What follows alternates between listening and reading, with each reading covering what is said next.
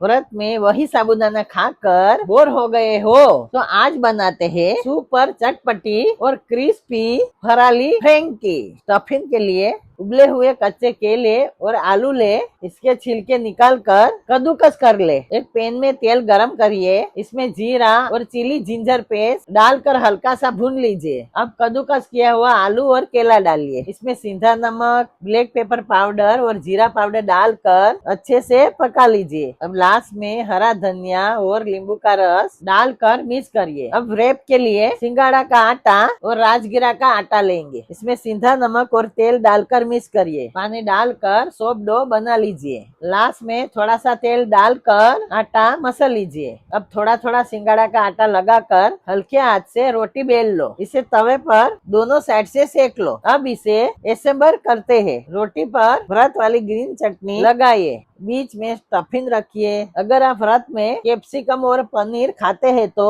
Add करिए। Crunch के लिए थोड़ी पोटैटो चिप डाल दीजिए। अब इसे रैप करके तवे पर थोड़ा घी डालकर रोस्ट करिए जब तक ये गोल्डन और क्रिस्पी न हो जाए। बस रेडी है व्रत स्पेशल फरारी फ्रेंकी।